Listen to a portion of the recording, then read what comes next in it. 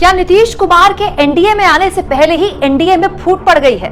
ये सवाल चिराग पासवान के उस बयान के बाद खड़े हो गए हैं जो उन्होंने आज ही दिया है। दोस्तों, चिराग पासवान के सामने अब एक बहुत बड़ा क्वेश्चन मार्क खड़ा हो गया है कि मोदी के हनुमान कहलाए जाने के अलावा उन्हें आज तक मिला क्या है। उनके पिता के देहांत के बाद उनकी अपनी पार्टी टूट गई, उसके बावजूद भी वो एनडीए के साथ, बीजेपी के साथ मजबूती से खड़े रहे। हाल के सालों में चिराग पासवान ने जिस तरह से नीतीश कुमार पर जबरदस्त तरीके से हमले बोले हैं, व्यक्तिगत टिप्पणियां की हैं, इतने कड़े प्रहार तो बीजेपी ने भी नहीं किए। लेकिन अब ऐसा लगता है कि चिराग पासवान के सामने भी एक संकट खड़ा हो गया है कि बीजेपी के लिए उन्होंने इतना कुछ किया और अंत में बीजेपी उसी नीतीश कुमार के साथ जा रही है, तो उनको क्या मिला। इसीलिए दोस्तों, आज तक की इस खबर के मुताबिक चिराग पासवान नीतीश कुमार के एनडीए में शामिल होने को लेकर नाराज हैं। चिराग पासवान फिलहाल तो एनडीए में ही शामिल हैं, लेकिन उन्होंने साफ तौर पर एक बयान में इशारा कर दिया है कि दुश्मन का दोस्त दोस्त होता है। दोस्तों, चिराग पासवान नीतीश कुमार के एनडीए में शामिल होने के बाद अब एनडीए से यानी कि बीजेपी से ज्यादा बार्गेन करना चाहते हैं, वो ज्यादा सीटें चाहते हैं। 2020 की स्थिति में वो 6+ की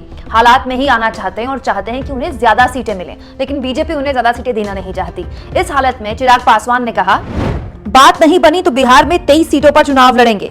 तेजस्वी से बातचीत पर चिराग ने कहा कि दुश्मन का दुश्मन दोस्त होता है। हालांकि चिराग पासवान ने बाद में एक मजेदार नेता की तरह कह दिया कि मैं अभी भी एनडीए का हिस्सा हूं, एनडीए के साथ मजबूती के साथ खड़ा हूं, लेकिन फिर कहते हुए नजर आए कि देखिए, राजनीति में विकल्प हमेशा खुले रहते हैं। यानी कि चिराग पासवान के बात समझ में आ गई है कि नीतीश कुमार का जब मन करता है वो तब आरजेडी के साथ चले जाते हैं, जब मन करता है वो तब बीजेपी के साथ चले जाते हैं और दोनों ही पार्टियां उनके लिए रेड कार्पेट बिछा देती हैं। लेकिन चिराग पासवान के समझ नहीं आ रहा कि आज से पहले जिस नीतीश कुमार को पानी पी पी कर गरियाते थे, अब वही नीतीश कुमार जब एनडीए में आ जाएंगे तो क्या मुंह लेकर वो नीतीश कुमार की तारीफें करेंगे। आखिर चिराग पासवान के आगे तो पूरी उम्र रखी है, पूरी उम्र उन्हें राजनीति करनी है। चिराग पासवान को ये डर है कि बीजेपी के पिछलग्गू बनके कहीं उनके हाथ से उनकी अपनी राजनीति ना निकल जाए। तो सवाल ये कि बीजेपी के चाणक्य को फिलहाल तो केवल 2024 का चुनाव दिख रहा है। वो किसी भी हाल में बीजेपी चाहती है कि 2024 के चुनाव में नीतीश कुमार उनके साथ आ जाए और जो नुकसान की उन्हें गुंजाइश लग रही थी अगर आरजेडी और नीतीश कुमार